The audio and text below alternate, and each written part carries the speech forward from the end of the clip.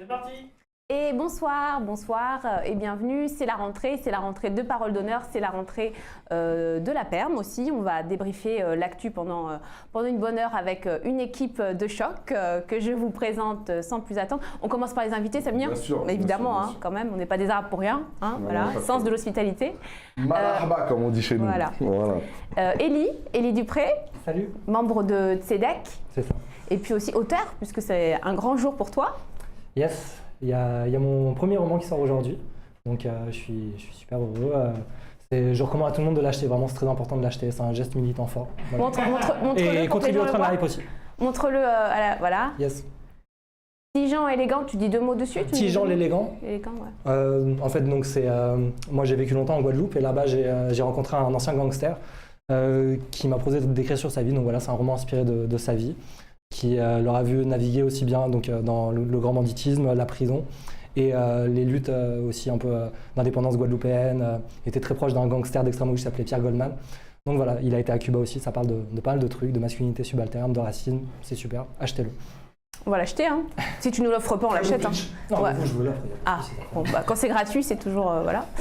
Et Richie Salut Thibault, salut. Comment ça va? Bah ça va.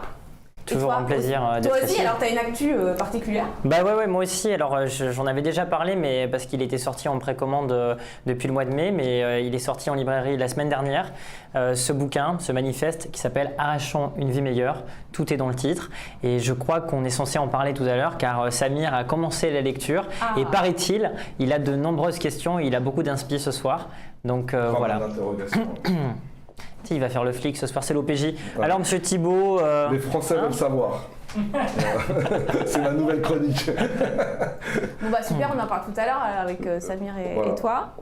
Et puis Samir, militant décolonial, Voilà. Samir Bouslina. Merci. T'es content qu'on retrouve notre public aujourd'hui? Je suis trop Elle est en heureux. forme. Ouais, franchement, ça fait du bien. Alors, ça fait du bien de couper. Déjà, donc, salam alaikum à tous. Nique la bague, bien sûr. Et puis Macron lâche la balle, c'est bon là, faut partir maintenant. Mais ouais, ça fait du bien d'avoir fait une coupure parce que l'année était assez intense. Mais on est remonté comme jaja, comme jamais. Voilà, comment dirais-je, on a plein de choses qui sont prévues. Ça, tu en parleras après. Tout à l'heure, Voilà. déjà, Vraiment, je souhaite à tout le monde une bonne rentrée. Toujours Free Palestine, fort. Et puis voilà, on est là, on va mener les combats. Bien sûr, Voilà. ouais. Bah justement, tu parles de mener des combats. Avant qu'on rentre vraiment dans le vif de l'actu, je rappelle que nous avons toujours besoin d'argent, ça ne change pas. Donc il y a le Tipeee, un don régulier, c'est comme ça que vous nous aidez le mieux, que vous nous aidez le plus à continuer et à prospérer aussi pour que voilà, cette année on fasse encore plus de choses que l'année précédente. Et un tout petit point technique, je pense que le chat a remarqué que nous n'avions pas de gros micros devant nous. Et donc aujourd'hui, on est dans une phase expérimentale. On remercie l'équipe technique, bien sûr, Yazid, Omar. Et pas Christophe, bien sûr. Non, Christophe. Et il y a aussi qui sont là, John. Et j'ai un trou de mémoire, bien sûr, sinon c'est pas drôle. Et Bruno. Voilà, et en fait, on est en train de tester des micros cravates. Ouais, bah vous nous direz dans le chat. Hein. Vous nous dites si Est-ce c'est que le son est bon si c'est un glow-up. Est-ce que le son de votre Macron ce soir? Dites-nous dans le chat. C'est un son ultra-libéral ou pas? bon, au niveau humour, faut faire des efforts, hein, parce que là, Les murs, t'aimes pas les murs? au niveau humour, Ah, humour. Pourquoi il dit ça? Bah écoute, il a le droit de... bah c'est digne, Liberté d'expression. on dirait du Sophia Aram, quoi. Ah ouais. Attends, il parle à qui là? Je sais pas, ça clash. Bon bah tu feras pas la promo de ton livre, voilà, t'es puni. On vient de perdre 30 minutes d'antenne. Ouais, et bah c'est pas grave, on va parler d'autre chose, voilà. Ah mais laisse-nous, on se chauffe un peu. Je rigole. Ah ouais, non mais c'est normal que bon C'est pour voilà. instiller le Il truc. est c'est taquin, hein, En fait c'est comme les crêpes, ouais. c'est comme les crêpes, tu vois. Tu sais, tu rates toujours les 2-3 premières et puis après bah Ah ouais, voilà, d'accord. dès que t'es chaud c'est bon. Non, mais elle était bonne la mienne, hein, sur Sophia. Ouais, Sophia Aram, ouais. Quelle catastrophe celle-là. Ah vraiment horrible, vraiment horrible. Ouais. Elle en loupe On pas l'aime une. pas. Mais Ouais. comme dirait Madame la députée Ercilia Soudé, pour qui j'ai l'honneur de bosser, une condition pour être humoriste chez France Inter, c'est de ne pas être drôle. Aujourd'hui. Ça lui va bien. Hein. Aujourd'hui. Ouais, parce que Meurice. Non, mais aujourd'hui. Bon.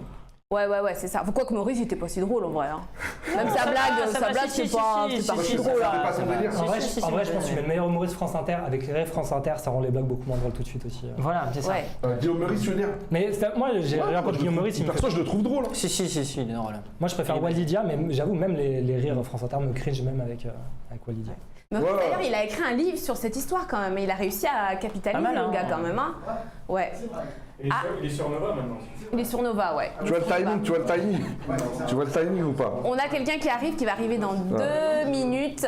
Vous voyez. Et donc bien sûr, cette émission sera présentée par l'exceptionnelle Sabrina Waz, qui s'en revient non pas des Amériques, mais des amphis. Des amphis, on dit les amphis. Mais oui, c'est les amphis, c'est un jeu de mots. D'accord.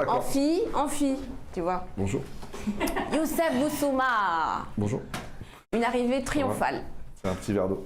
On dirait Aïda dans l'œuvre de Verdi. Comment ça va, Youssef? T'es content de reprendre les perles? Très bien. Oh, c'est nouveau ça. Ouais, nouveau micro. Nouvelle année, rentrée, nouveau micro.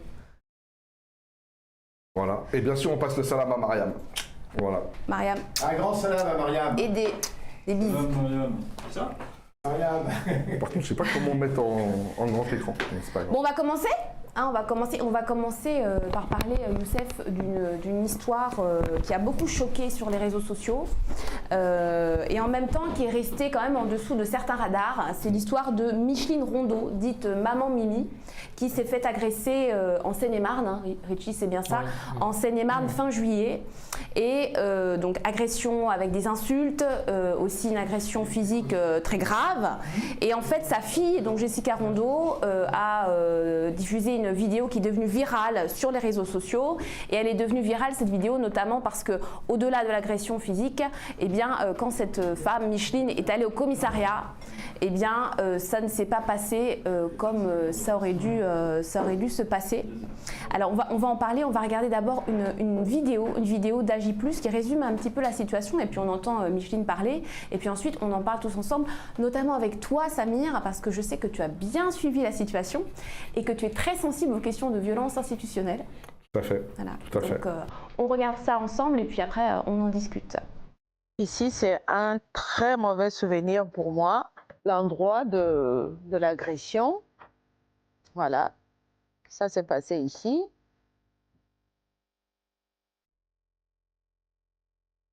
Ma mère a été victime d'une tentative d'homicide à cause de la couleur de sa peau.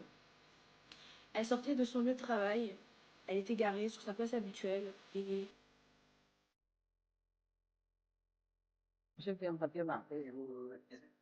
Moi, je me gare là parce que je suis en train de travailler. J'étais avec ma collègue, on faisait ce carreau.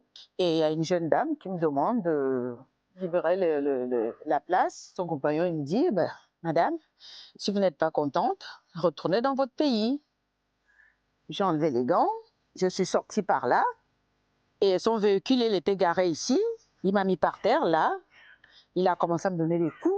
La deuxième fois qu'il m'a mis par terre, il me dit, je vais te marquer, sale presse. En sortant son couteau, il voulait me trancher la gorge. Je me suis débattue, heureusement. Et c'est comme ça que le couteau, il est parti là. Voilà. Ici, c'est un très mauvais souvenir pour moi. On dit voilà. Je suis fatiguée. Je suis fatiguée. Pas que d'autres personnes subissent ça. C'est ça.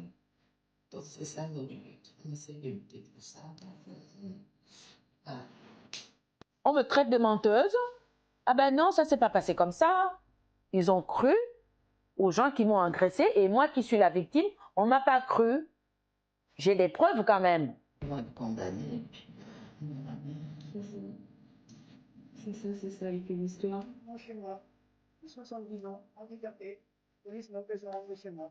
Je suis devant chez moi, j'ai 70 ans, handicapé, la police m'empêche de rentrer chez moi. Vous voyez, la police est devant la porte.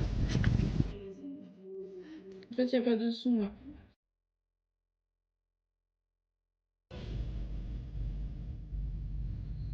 reconnue plus notoirement. Elle est changeante d'humeur par rapport à tout ce qui s'est passé. Des fois, elle va être très fatiguée, des fois, elle va être très énervée, des fois, elle va être apeurée. C'est très compliqué de sortir avec elle parce que voilà, dès qu'elle va voir un peu des personnes du type de l'agresseur, elle va se recroqueviller, elle va être en panique complète. J'ai peur pour elle, j'ai peur pour mes enfants, j'ai peur pour moi, j'ai peur pour ma famille. On est métis, donc forcément... On subit aussi le racisme. Hein. Et avant, c'était verbalement, mais là, on commence à s'en prendre à nous physiquement. Voilà, donc histoire assez incroyable et en même temps qui ne nous étonne pas forcément quand on connaît la police. Samir, toi, tu as suivi toute cette histoire? Ouais, en fait, alors moi j'en ai entendu parler la première fois sur Twitter. C'est Christa Vango. Donc qui travaille beaucoup sur les questions de racisme et notamment de négrophobie, également sur la situation en RDC. Donc elle essaye d'alerter un peu sur ces sujets-là qui sont effectivement deux sujets qui sont un peu, comme tu as dit tout à l'heure, qui parfois passent un peu sous les radars médiatiques et aussi des organisations, j'allais dire, antiracistes, quoi. Donc c'est important d'apporter notre soutien à leur démarche. Alors, effectivement, une agression très violente, on voit, il y a eu vraiment une blessure hyper importante au niveau du front. Et quand on s'informe sur tout le déroulé de l'histoire, il y a des aspects bien sûr individuels. Alors on pourrait se dire voilà, on est dans le domaine un peu du fait divers, etc.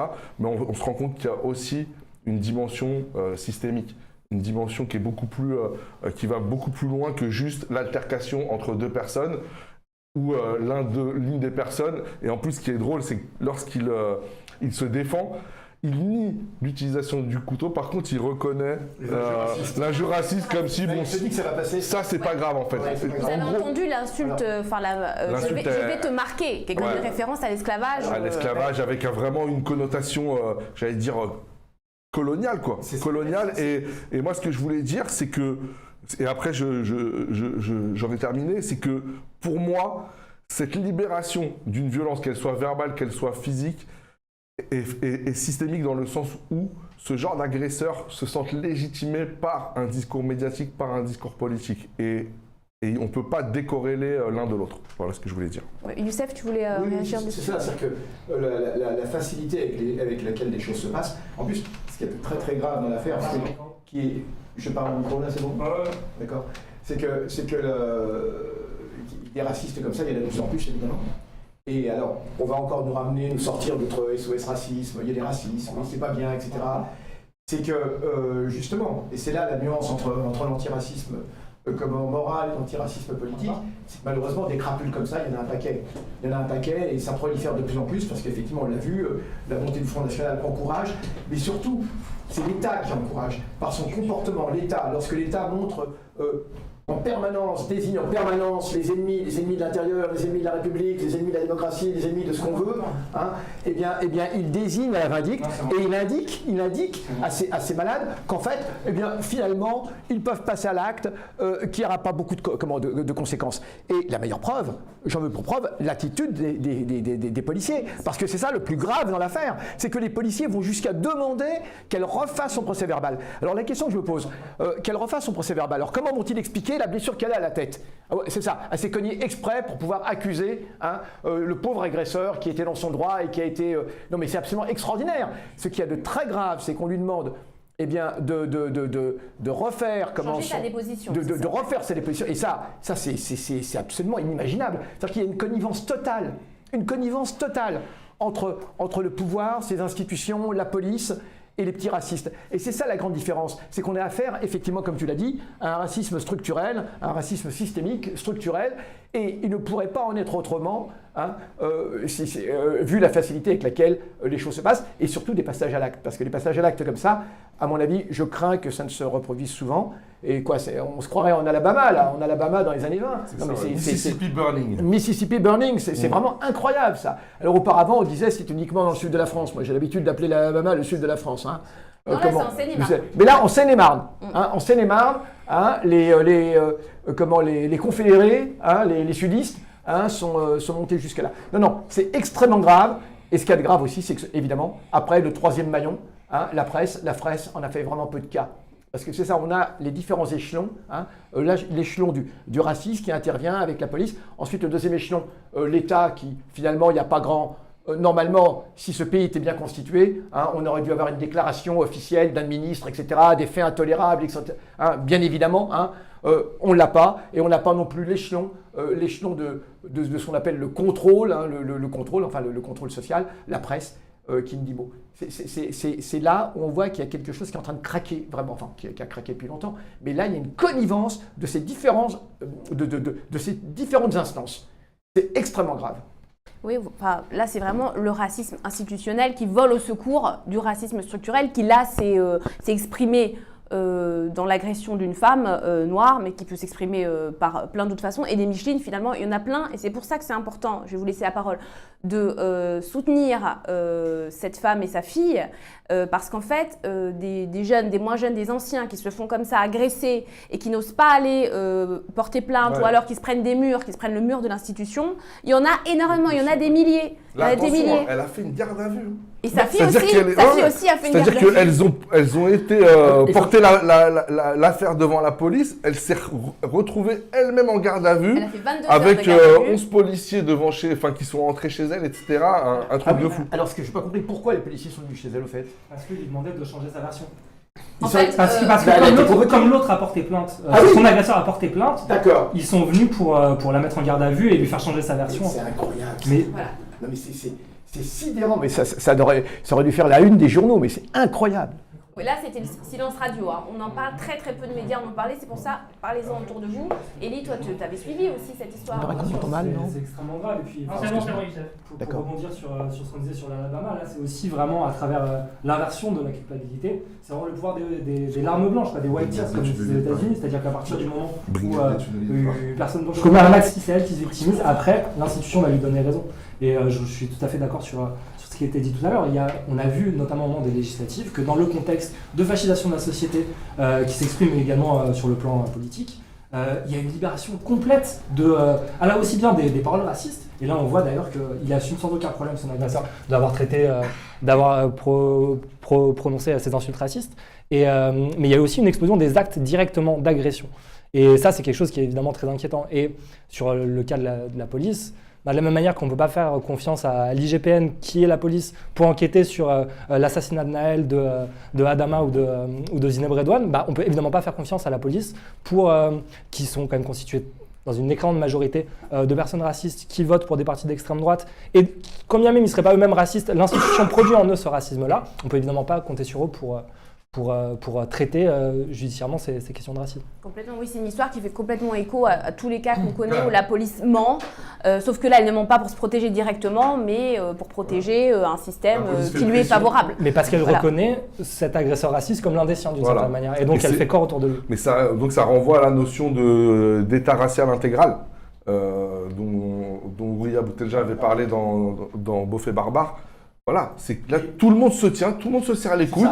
Il y a l'agresseur, j'allais dire le bras armé, c'est le petit facho, l'agresseur, le petit facho de base, quoi, soutenu par sa milice armée et légitimée par ce qu'on appelle la violence d'État, la violence autorisée, quoi, si on peut dire, qui elle-même est légitimée et renforcée. Et je renvoie aussi au livre de Ricci qui en parle, quand il dit que voilà, quand il y a ce genre par exemple, quand il y a les émeutes, etc., les policiers vont faire pression sur l'État pour avoir plus de moyens, etc. Donc toute cette chaîne, en fait, crée un front de résistance raciste face à un ennemi imaginaire qui serait l'immigré, le noir, l'arabe, et autorise, j'allais dire presque implicitement, mais des fois même explicitement, la répression. Parce que quand je dis presque explicitement, c'est que par exemple en Kanaki, les milices ont été, je veux dire... c'est ça, à l'œuvre. Ouais, et puis elles ont été clairement encouragées, quoi, je veux dire. Bien sûr. Elles ont été encouragées. Et alors le problème, il est que il a existé dans ce pays parfois des milices, on l'oublie.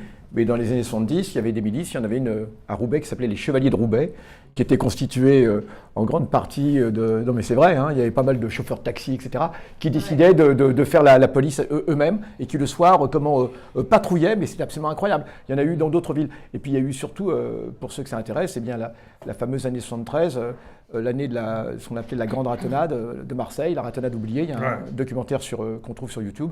73. Et là, on a vu des racistes venir armés et faire des cartons dans des cités et on a battu des gens. Donc c'est des choses qui sont dans ce pays, qui sont pas du tout, bien sûr, qui peuvent très bien une continuité.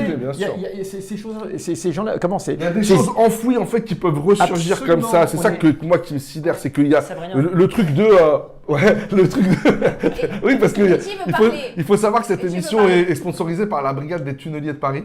Donc voilà. Non mais tu parlais de choses enfouies, je donne la parole juste à choses enfouies.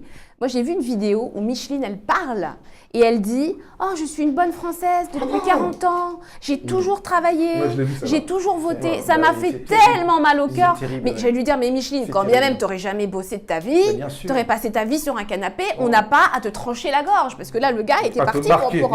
Non mais il était parti pour lui trancher la gorge, elle l'explique. Non mais à te marquer, tu vois. Et elle a dû se battre. Pression, je vais te marquer. Vous vous rendez compte le niveau d'intériorisation quand même pour se dire que finalement le respect on le mérite pas. On demande et la protection de l'État. On demande d'être épargné.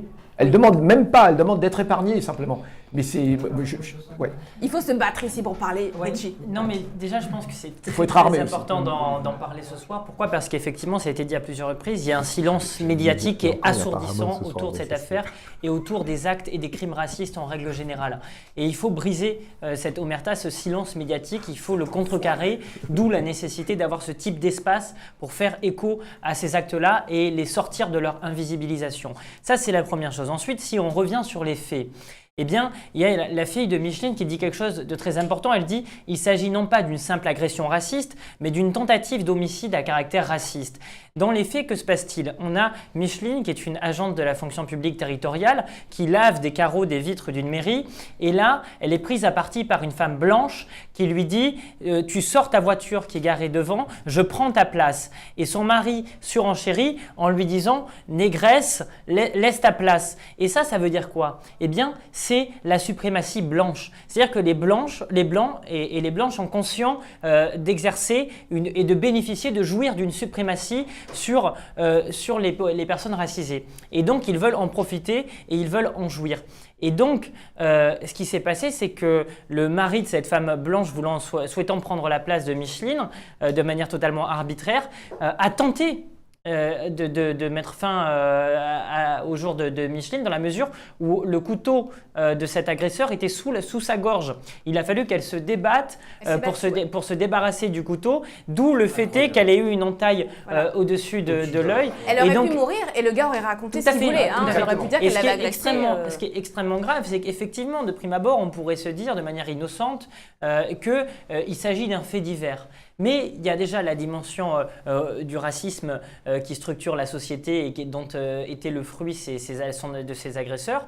Mais il y a aussi une dimension institutionnelle et systémique. Quand la police, effectivement, vient blanchir, et c'est le cas de le dire en l'occurrence, l'agresseur. Parce que la police, elle fait quoi? Elle inverse effectivement la culpabilité et elle vient chercher à son domicile Micheline avec plusieurs brigades de policiers, avec 3 véhicules, alors que c'est une femme assez âgée, que son mari est en situation de handicap. En lui disant de changer de version.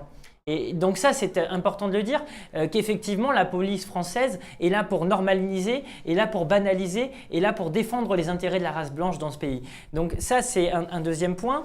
Et ensuite, je pense qu'il faut dire que ça s'inscrit effectivement dans une recrudescence des actes et des propos racistes. Et que les milices et les groupuscules de nazillons, les groupuscules fascistes qu'on a pu connaître dans les années 70, ils sont de retour en France. Moi, je vais vous donner l'exemple d'une femme, vous en avez peut-être pas entendu parler également, c'est Angela Rostage. Une mère rome qui a été tuée, on avait parlé lors de l'émission sur l'antiziganisme ici à PDH, elle était enceinte, elle est mère de famille et enceinte de 7 mois. Elle a été abattue par un groupuscule de chasseurs racistes qui avaient déjà attaqué des voyageurs en février dernier. Ces gens-là avaient déjà tiré sur des voyageurs. La police était informée des actes de ce groupuscule, elle n'a rien fait. Il a fallu attendre que cette femme, Angela Rostage, se fasse tuer pour qu'il y ait un minimum de réaction, et ce fut le minimum syndical, de la part des effectifs de police. Donc effectivement, le racisme... Il y a eu très peu de médiatisation. Tout à fait. Et on a même reproché, je crois que c'est à Aymeric Caron d'avoir relayé, parce que le même jour, il y avait une commémoration. Non, c'était la jeune fille à Courbevoie qui avait été violée. Voilà. Et comme lui avait partagé en toute bonne foi pour médiatiser cette affaire, effectivement, Angela Rostage qui avait été totalement passée sous silence, beaucoup lui ont reproché, tu changes de sujet. C'était diversion. Ils l'ont accusé d'antisémitisme.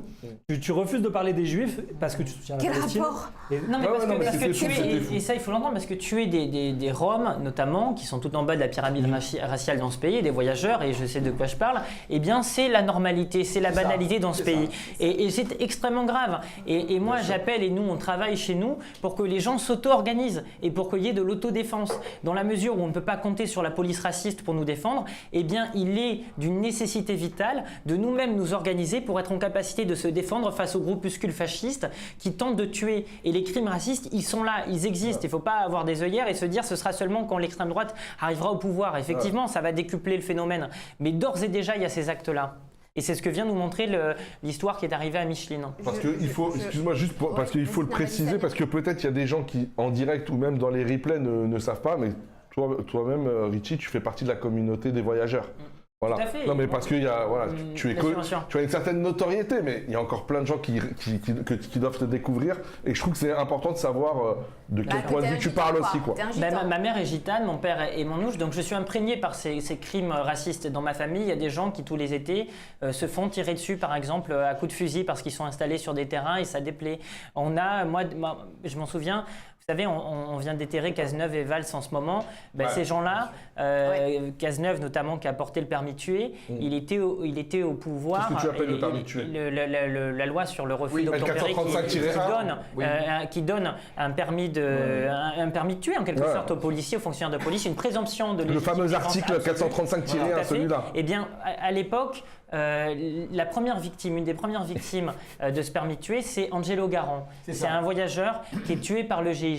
Mais c'est aussi, avant qu'il y ait cette loi, en 2014-2015, j'avais, je sais pas, 9-10 ans, un oncle, Daniel, qui a été tué par 2 gendarmes. Il a été tué de plusieurs balles dans le dos, une qui est arrivée dans une artère, il est mort. À l'époque, silence médiatique total. Si vous tapez dans la presse et arrivez à Biscarrosse, vous allez trouver.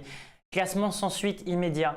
Et je veux dire, ces crimes qui viennent de la police et qui viennent des groupuscules racistes, aujourd'hui, il ne faut pas juste les dénoncer sur le plan moral, il faut dire qu'ils sont le produit, ils découlent de phénomènes structurels et politiques, et il faut les combattre également. Et il faut que la classe politique s'en saisisse. Et là, il y a beaucoup de travail. Alors attention, parce qu'il y a une question du chat que je trouve très pertinente. Qui sont les autres lanceurs d'alerte des gens du voyage à suivre? Déjà, je vous renvoie à l'émission qui avait été faite sur PDH, sur Parole d'Honneur.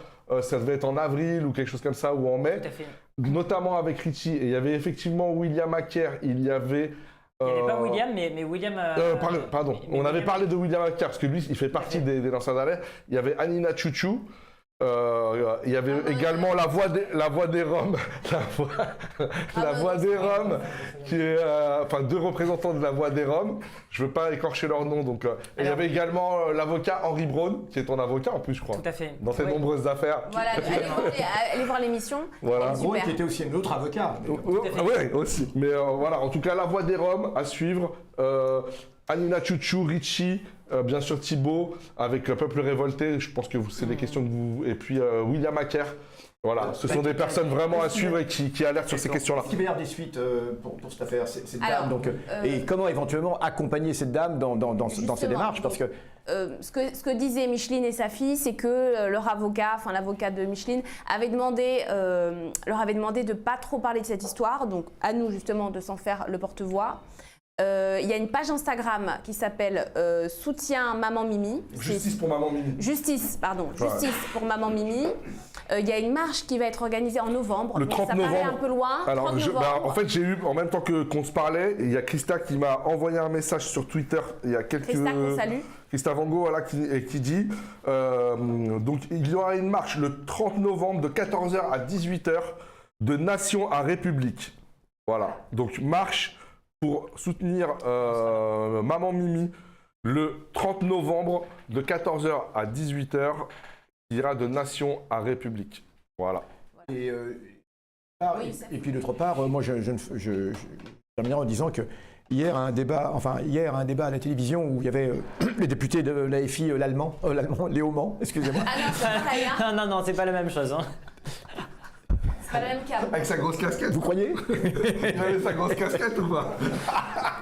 Léo Mans, quand t'as dit l'allemand, je me suis rappelé la grosse casquette du gars, vous vous souvenez ou pas, du préfet? Mais, je me rappelle quand il a dit nous ne sommes pas dans le même camp, madame, en parlant à un gilet jaune. Alors si je pense à l'allemand, c'est peut-être parce qu'il y a des choses qui me rappellent la collaboration. Et pour cause, c'est qu'il avait sur le plateau d'autres personnes et il dit une chose qui est très juste, il parle des violences policières et il dit à son interlocuteur, dont j'ai oublié le nom, il dit mais celui qui considère que les violences policières, on parlait de Naël, c'est pas grand-chose, c'est un raciste. Alors l'autre a fait tout un pataquès, comment vous m'accusez d'être raciste, etc. Ben, moi je le dis, oui, ceux qui considèrent que tout cela est secondaire, est à mettre aux pertes et profits, sont des racistes. Ça veut dire que toute la presse qui est effectivement dans le Parlement est raciste, ça veut dire que les instances gouvernementales sont racistes, c'est par racisme, c'est pas par oubli, d'accord? Parce qu'on voit très bien lorsqu'il s'agit de parler d'une affaire, ils montent au créneau tout de suite, lorsque c'est une affaire qu'ils vont pouvoir utiliser, instrumentaliser au plan politique, et donc il s'agit d'un racisme, vous êtes des racistes, il faut leur dire, vous êtes vraiment des racistes, il faut les interpeller de cette façon. Et la presse qui n'en a pas parlé, est une presse raciste, point. Et c'est tout. Je veux dire, le problème est là. Je vais dans ton sens, on n'a pas parlé de Maman Mimi, par contre, on a tendu un micro à la femme du policier qui est mort il n'y a pas longtemps, vous vous rappelez, bon, elle est dans sa douleur et on le respecte. Cette femme donc, qui a expliqué, vous l'avez peut-être entendu, qu'il fallait rétablir la peine de mort. Que la France a tué mon mari. La France a tué mon mari. Phrase très forte. Alors elle n'a pas dit qu'il fallait rétablir la peine de mort, elle a dit... rétablir le bagne. Ah carrément? Ouais, mais par contre, sur la peine de mort, elle a fustigé la politique de 81. Attends, excuse-moi, elle a dit qu'il fallait rétablir le bagne. Elle a prononcé le mot de bagne. Ah ouais. Voilà. Et c'est fou parce que qu'elle soit dans sa douleur, d'accord, mais qu'on lui tende un micro comme ça, qu'on exploite à des fins d'un agenda raciste, ça c'est pas rien quand même. C'est pas rien. Là où il y a quelque chose d'intéressant, je trouve, dans cette séquence et dans ces propos, c'est qu'effectivement, la France a tué son mari dans sa frénésie raciste. Car cette loi sur le permis de tuer, sur le refus d'obtempérer, eh bien, encourage la primauté, les actions, les exactions de la police et les meurtres policiers, et donc en quelque sorte met également en danger les personnes qui ont choisi d'exercer ce métier. Donc en fait, effectivement, c'est cette frénésie, c'est ces meurtrières de la police qui entraînent des victimes, y compris du côté policier. Bien sûr, moi je suis d'accord, parce qu'en fait ça génère une crispation des deux côtés. Ça génère une crispation des délinquants ou des on va dire, des transgresseurs potentiels. Et ça génère une crispation, une nervosité du côté policier. Du coup, quand on est dans l'espace public, forcément, crispation, nervosité, face à crispation, nervosité, plus éventuellement prise de produits d'un côté ou de l'autre, forcément, ça peut que déraper. Et juste pour terminer sur un truc, vraiment, mais c'est aberrant, je veux dire, c'est une volonté de la France, de l'État français, qui est des morts et des meurtres en la matière, parce qu'en réalité, il y a des solutions alternatives. Je veux dire, je vous prends au Royaume-Uni, il y a le système des HERS, il y a la possibilité avec la vidéosurveillance d'aller interpeller les gens, il y a la possibilité, mais il y a tout un tas de possibilités alternatives. Il y a aussi l'autorisation de bumper de tamponner les motos, tu vois, donc il n'y a pas que des bonnes choses. Non, mais j'ai pas dit qu'il y avait que des bonnes choses, je dis juste qu'il y a des alternatives qui existent. Bien sûr. On peut très bien, par exemple, prendre en photo la plaque d'immatriculation d'un véhicule et aller appréhender la personne a posteriori. On n'est pas obligé de tuer les gens. Mais c'est ce que propose la France Insoumise, par exemple. Il propose de donner beaucoup plus de moyens à la police judiciaire, à l'aspect judiciaire. Sûr, et il y a même un policier lui-même, parce qu'au moment où il y avait eu cette affaire, l'affaire Naël, justement, l'assassinat de Naël, au moment où il y a eu l'assassinat de Naël, les Hameaux, eh bien, je me rappelle qu'il y a un policier assez intelligent, qui est syndicaliste, qui avait dénoncé cela, qui avait dénoncé cette frénésie, comme tu dis, d'arrêter absolument. Il a dit mais c'est n'importe quoi. Il dit on met en danger, alors non seulement la personne, mais aussi on met en danger des dommages collatéraux. Il y a combien de personnes ont été, parce que les policiers se mettent à poursuivre par exemple de façon complètement stupide. On l'a revu encore là à Colmar. Mais bien sûr, une course poursuite mais de taré, tu vois. Sûr, alors que le mec, il avait fait un refus d'obtempérer avec une petite bécane. Mais oui, dis pas que c'est bien, Et il dit- mais il n'avait pas commis d'actes très graves. Et là, ils ont failli Mais oui. Et il tuer des explique- gens à cause de ça. Et il explique qu'on a des tas de moyens ensuite de retrouver la personne sans absolument avoir besoin de cela. Et il explique, il dit, et il cite des cas, il a cité des cas, il a dit, je connais plusieurs cas où il y a eu des passants qui ont été tués comme ça, hein, parce que cette frénésie de vouloir arrêter absolument. Il y a même des policiers qui ont fait eux-mêmes des accidents, il y a eu des dommages. Bien sûr. Il dit alors qu'on a des tas de moyens, surtout aujourd'hui, c'était peut-être pas le cas avant, mais surtout aujourd'hui pour rattraper. Donc voilà, donc c'est une volonté d'ordre, c'est une volonté d'ordre, hein, faut reprendre tout ce qui a pu être écrit là-dessus sur surveiller, punir, etc. Hein. C'est une volonté d'ordre dans ce pays Michel où Foucault. on doit rien laisser passer. J'ai bossé pendant l'été. Pour certains, pas pour d'autres. Pour rebondir sur ce que tu dis, Youssef, Après, on va avancer. Hein, les ouais, bien gars. sûr. Ouais. Mais je pense que ce qui y a vraiment au cœur de ça, c'est la question du refus d'obtempérer. C'est-à-dire que il est insupportable à l'ordre racial qu'un corps non blanc n'obtempère pas quand il lui demande soit de bouger de sa place de parking quand c'est le cas de maman Mimi, ou quand c'est un flic de s'arrêter, de respecter son autorité. Et c'est ça qui le fait basculer dans la frénésie, parce qu'il faut que son ordre soit respecté. D'autant que pour abonder dans ce sens, quand le fils d'Éric Zemmour, par exemple, fait un refus d'obtempérer, lui, il est pas tué, tu vois. Donc et par contre, quand tu t'appelles Naël Merzouk, effectivement, tu es tué parce que la police. On voit à qui on voilà. a affaire.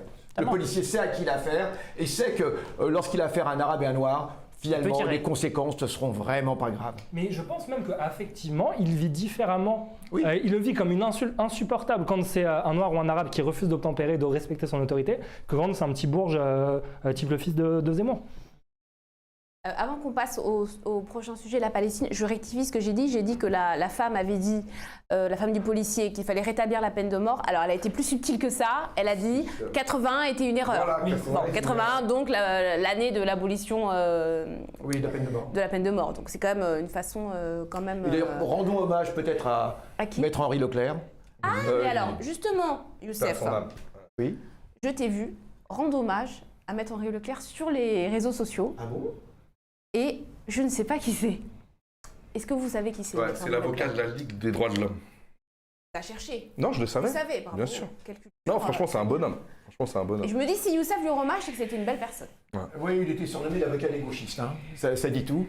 Et ça avait été entre autres l'avocat de la famille de Pierre Auvernet. Pierre Auvernet, c'était ce militant maoïste qui a été abattu par un vigile de Renault. C'était le début de tout. C'est comme ça que tout a commencé, après toute la séquence de lutte armée, etc. Enfin, tout a commenccet à partir de là.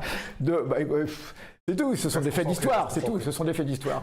Et donc, du coup parce qu'ensuite, cet assassin sera lui-même abattu par un commando, etc. Enfin bref, et donc Henri Leclerc a été l'avocat de la famille de Pierre Auvernet, c'était l'avocat de, voilà, pour tout vous dire, c'était l'avocat des gauchistes, hein, donc il a été l'avocat de multiples militants, d'extrême gauche, etc.